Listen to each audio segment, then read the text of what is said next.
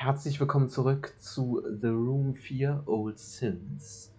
Ja, in der letzten Folge haben wir das Seezimmer freigeschaltet und genau da sind wir auch gerade.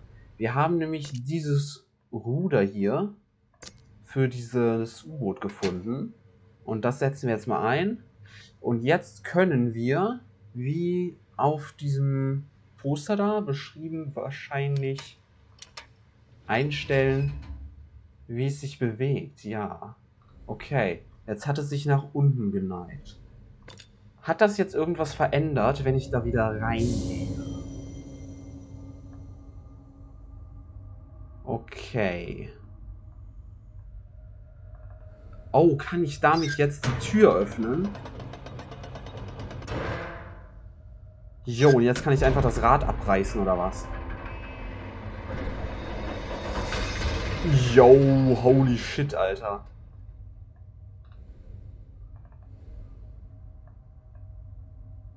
Okay. Da haben wir einen Hebel. Da liegt eine Birne. Und da ist noch ein Buch. Hamilton's Nautical Guide Volume 6 Ocean Navigation A Concise Guide. Okay.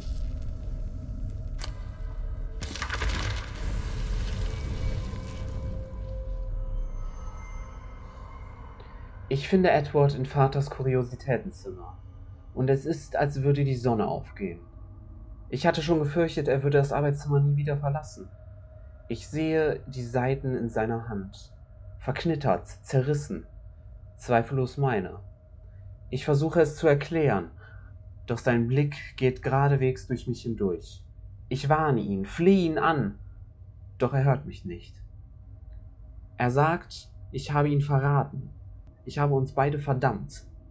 Seine Arbeit zerstört. Unser beider Leben. Ich kann es nun an ihm spüren. Das Falsche, den Makel, den ich vor der Tür zum Arbeitszimmer gespürt habe. In diesem Moment wird mir klar, dass mein Edward fort ist und dass es keine Hilfe geben wird. Es gibt für mich nur eine Möglichkeit. Okay, heißt das, sie will ihn jetzt umbringen oder was? Alles klar. Diesmal kann ich keine Form wirklich da in der Mitte erkennen. Bei allen anderen Seiten hatten wir immer so eine Form. Da ist offensichtlich eine Person und da auch. Und hier dieses Null-Element-Symbol und davor hatten wir Tiere. Aber hier kann ich jetzt keine Form erkennen. Okay, aber ich vermute mal, das hier, was sie hier beschreibt, ist die Szene, die wir in der letzten Folge gesehen haben. Durch das Auge von diesem Typen. Okay, hier kann ich irgendwas einstellen. Aber ich habe natürlich keine Ahnung, was ich da einstellen muss, ne? Gut. Kann ich hiermit noch interagieren? Ja, kann ich. Interessant. Aber ich glaube, das bringt mir nichts mehr. Was mich halt noch interessieren würde, was passiert, wenn ich das in die andere Richtung drehe? So, jetzt ist das nach hier gekippt. Was passiert, wenn ich jetzt den Greifarm benutze? Gar nichts. Alles klar, hätten wir das geklärt. Aber wir haben ja hier die da. Und die können wir wahrscheinlich da einsetzen, vermute ich mal. Das sieht so aus, ja. So gut. Was macht das jetzt? Nichts. Kann ich jetzt hier... Ah. Jetzt kann ich das einschalten.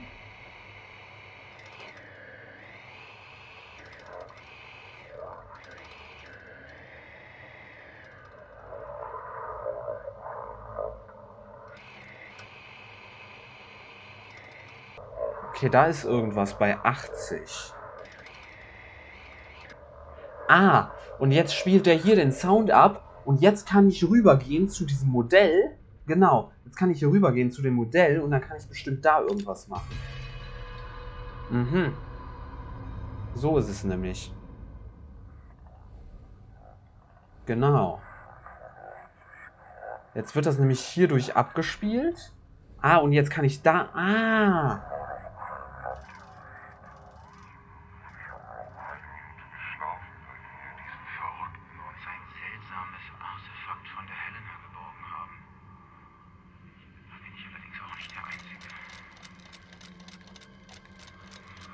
Steuermann sagt mir, dass wir auf 85 Grad westlicher Breite sind.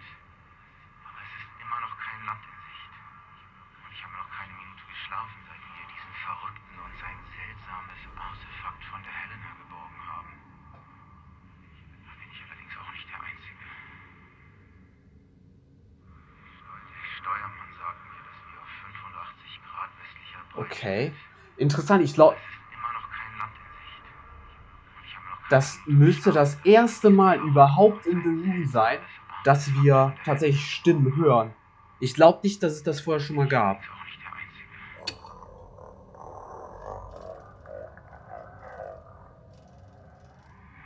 Er hämmert wie wild an seine Zellentür und will sein Artefakt wiederhaben.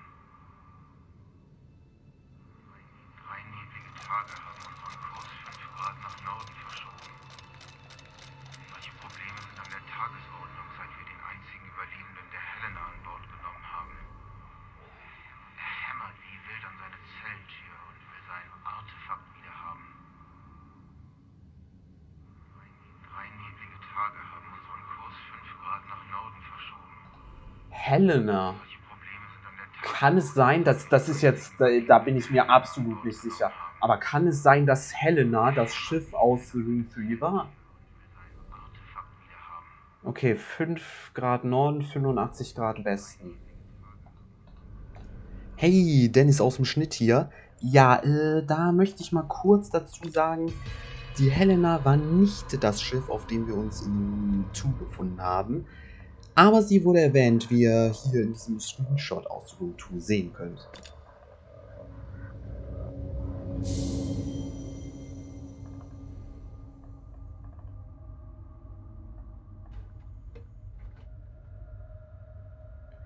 Äh, 5 Grad Norden, 85 Grad Westen. Da.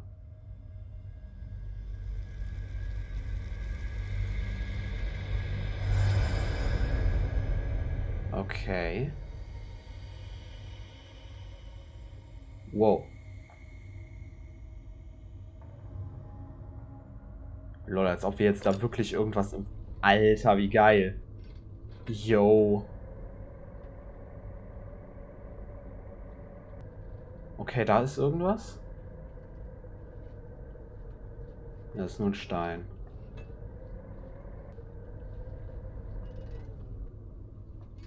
Kleines bisschen.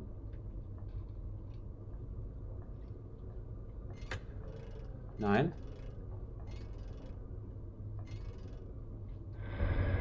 So.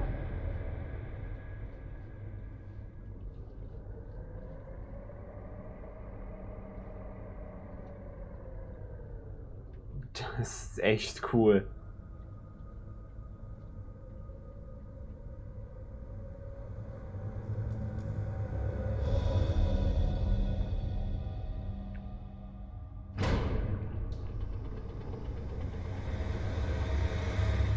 Oh, okay. Das ist diese schwarze Suppe.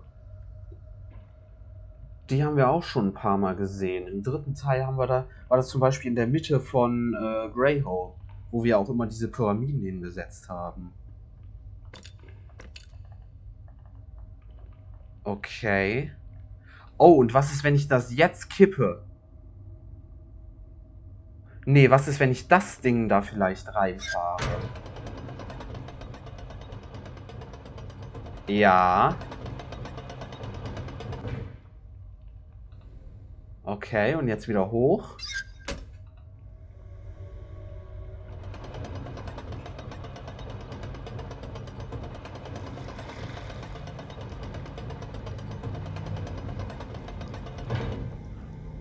LOL! Das ist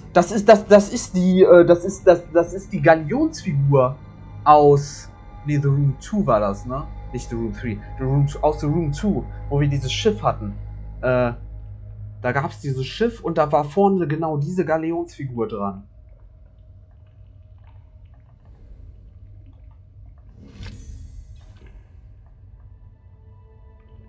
Okay, war das dann also wirklich die Helena? Lag ich da richtig? Okay, das kommt ja offensichtlich dahin. Es passt, aber es verbindet sich nicht. Okay, ich muss hier irgendwas machen. Ah, ich muss das erst aufklappen. Und da ist noch irgendwas anderes drin, eine Perle. Okay.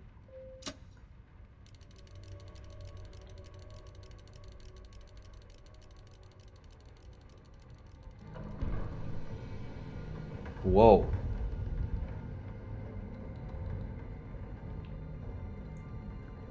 LOL. Der Kronleuchter aus dem Foyer kommt da jetzt nach oben. Okay.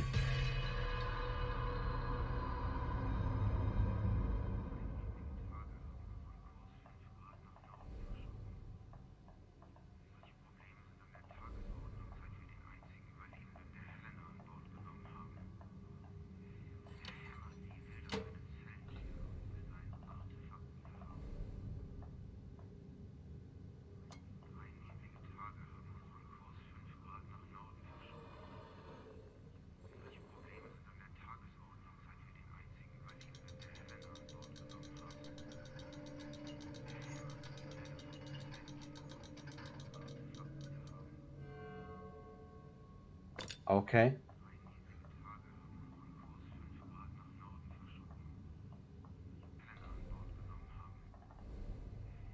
Ah. Ah, ich verstehe. Ich muss die Pfeile in die Richtung bewegen, wohin das Auge zeigt. Okay. Den nach rechts.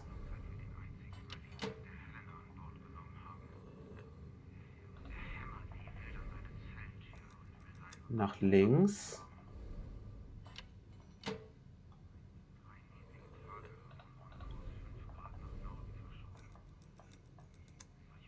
Nach rechts.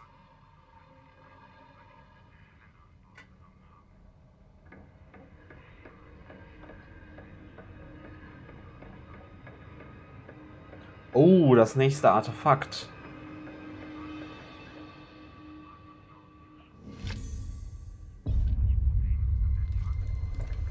Und auch der Raum wird wieder vernichtet.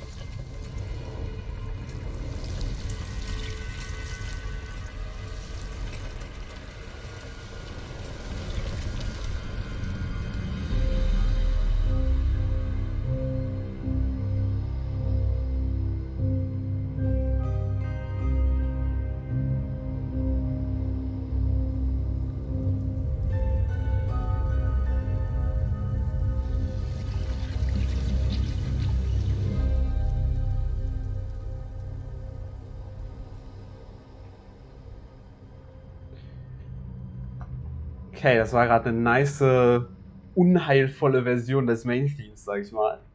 Kuriositätenzimmer abgeschlossen.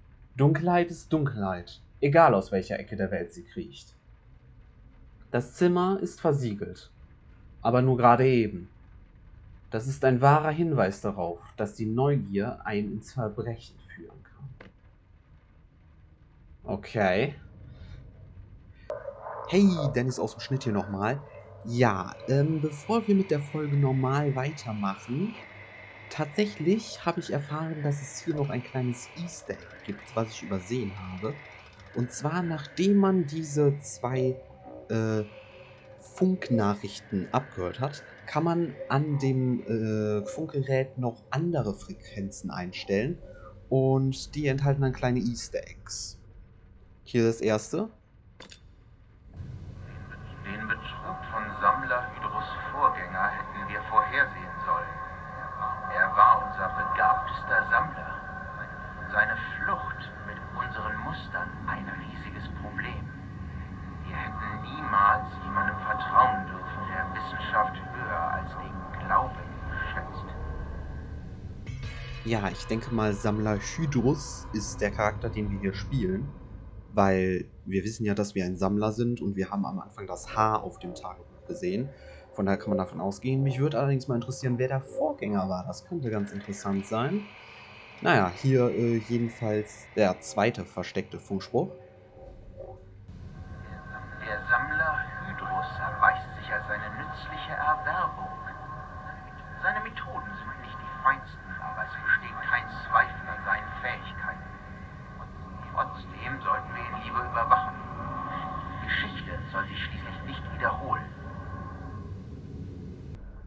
Ja, da bezieht sich wohl, wer auch immer da spricht, noch einmal auf den Sammler vor uns.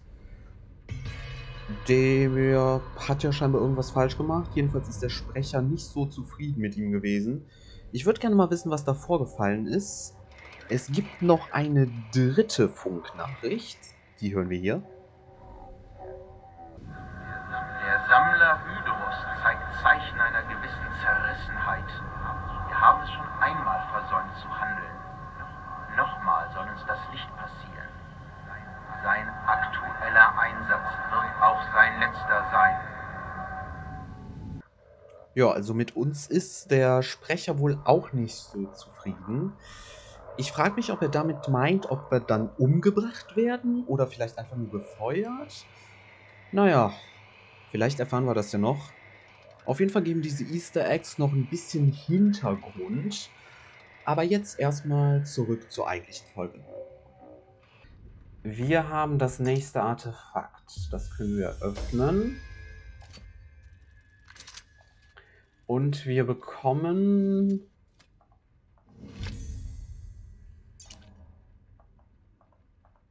was auch immer das ist. Aha. Okay. Ah, das sieht richtig aus. Hier der Ritter mit dem Schwert. Das ist Justitia, würde ich sagen. Das sieht auch richtig aus. Der Bauer mit der Mistgabel. Ja, das sieht auch richtig aus. So.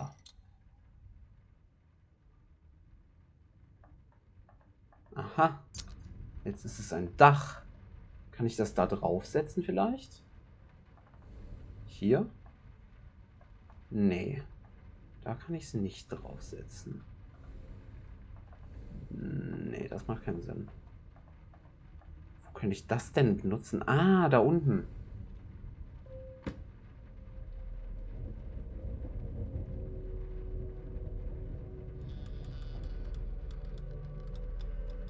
Oh, okay. Das ist jetzt natürlich interessant, weil hier das nicht so ein geschlossener Raum ist, sondern wir im Prinzip von oben reingucken können. Okay, das ist cool.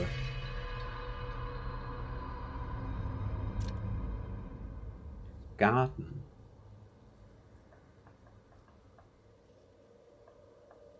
Hier ist aber auch eine interessante Beobachtung. Hier im Hintergrund können wir sehen, wir befinden uns, auch wenn wir hier drin sind, im Prinzip immer noch in dem Raum, in dem wir eigentlich sind.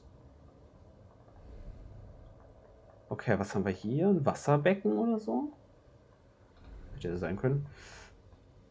Da hinten sind Bäume, da kann ich nichts mitmachen.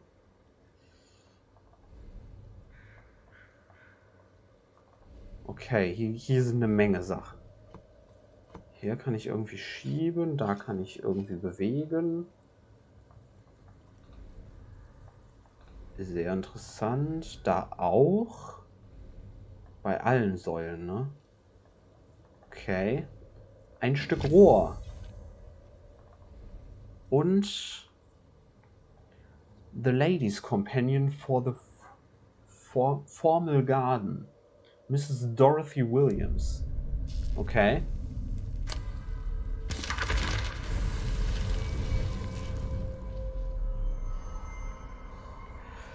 Mein Magen reißt mich aus dem Schlaf. Irgendetwas stimmt nicht. Die Welt fühlt sich anders an. Ich eile in mein Arbeitszimmer. Die Tür steht offen.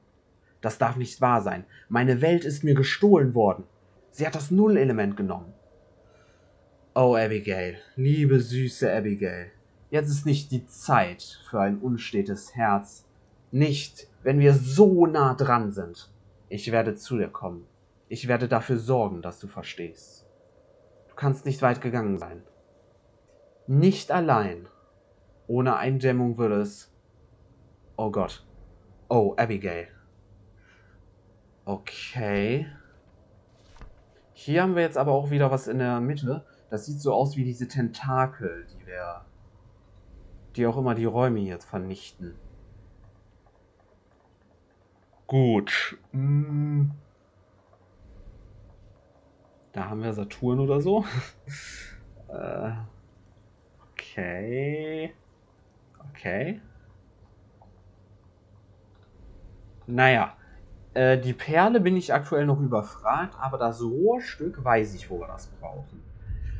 Nämlich in der Küche. Und zwar da.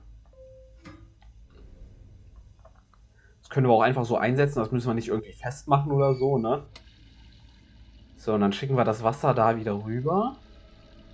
Und das fließt jetzt wohin? Wo fließt das Wasser von da aus jetzt hin? Das fließt durch dieses Rohr da. Aha, in den Garten. Ja, da wollen wir es ja haben, bei dem Brunnen in der Mitte, ne?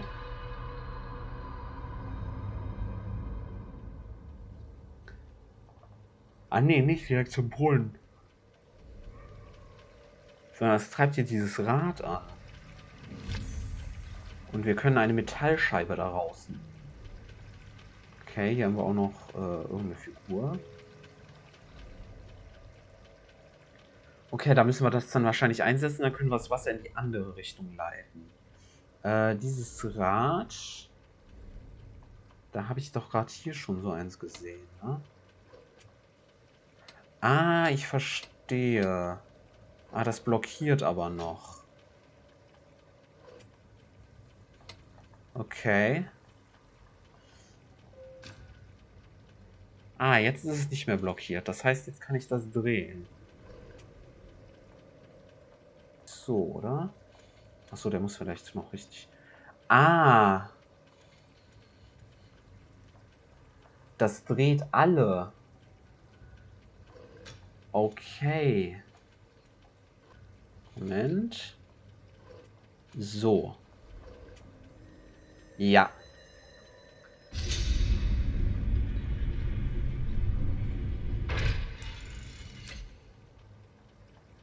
Okay, jetzt bewegt sich das und jetzt kann ich hier irgendwas mit Saturn machen.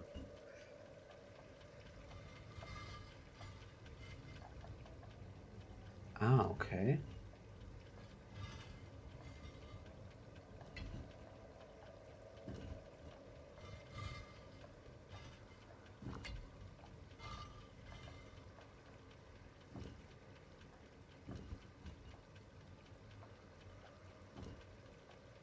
Hä? Ah, okay. Das muss dahin.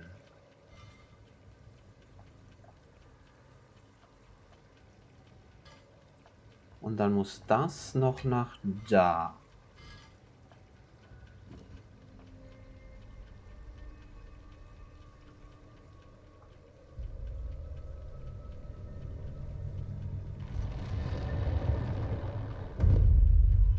Oh. Eine aufwendige Schmiedearbeit.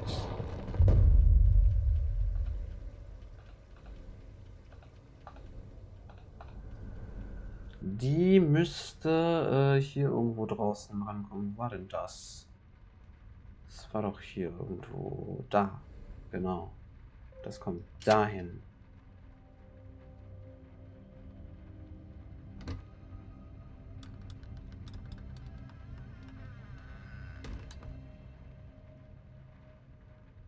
Ah, und jetzt können wir da drauf von der Küche aus zugreifen, oder was? Okay. Und da bekommen wir das nächste Artefakt.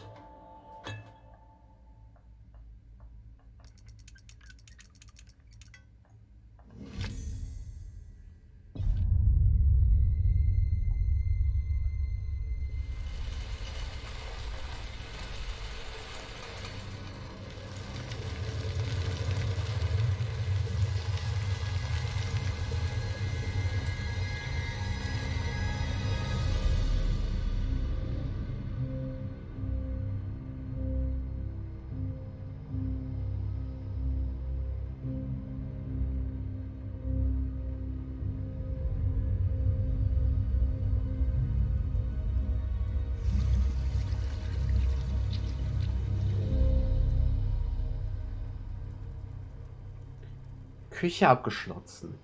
Die Herzklappen dieses Hauses sind jetzt versperrt. Obwohl es immer noch schlägt. Mit jedem Zimmer, das sich schließt, wird das Siegel schwächer. Und ich bin dem Nullelement einen Schritt näher. Okay. Ja, damit haben wir das nächste Artefakt. Aber das öffnen wir erst in der nächsten Folge. Also wenn ihr wissen wollt, was da drin ist, lasst ein Abo da. Bis dann.